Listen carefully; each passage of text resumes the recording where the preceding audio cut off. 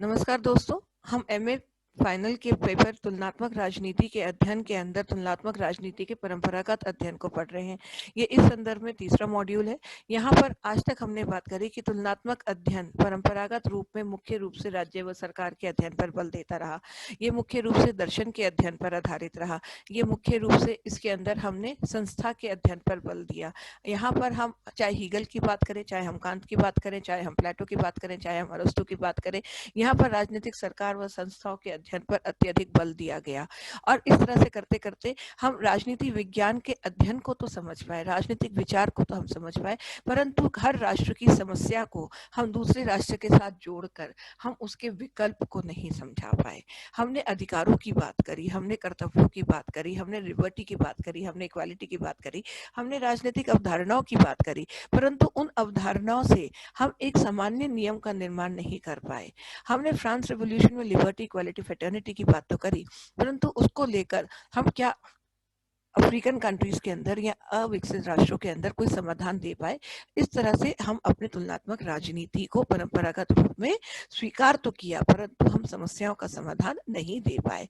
वैश्वीकरण के युग में दूसरे विश्व युद्ध के उपरांत जो विश्व के सामने समस्या आई, उनका समाधान हमारा परंपरागत तुलनात्मक राजनीति अध्ययन नहीं दे पाया। और इसी आधार पर हमने देखा कि तुलनात्मक राजनीति को विकल्प के रूप में हमने, या तुलनात्मक राजनीति को एक अन्य रूप प्रदान करते हुए हमने आधुनिक राजनीति या आधुनिक तुलनात्मक राजनीति के अध्ययन को स्वीकार करना शुरू किया। परंतु इसका अर्थ ये नहीं है कि हमने तुलनात्मक परंपरागत राजनीति को अस्वीकार किया। तुलनात्मक अध्ययन परंपरागत दृष्टिकोण की राजनीतिक परिस्थितियों प्रक्रिया के समझने एक सीमा के बाद सहायक नहीं रहा। फिर भी तुलनात्मक राजनीति ने राजनीति विज्ञान को आज के वर्तमान स्वरूप तक पहुंचने में एक अभूतपूर्व योगदान दिया है। राजनीतिक अध्ययन की पारंपरिक अवस्था में संस्थाओं की विवेचना में उसकी प्रकृति को समझने के लिए काफी था। लोकतांत्रिक प्रक्रियाओं का अत्यधिक सरल थी और उसका ज्ञानवर्धन भी सब हो जाता था।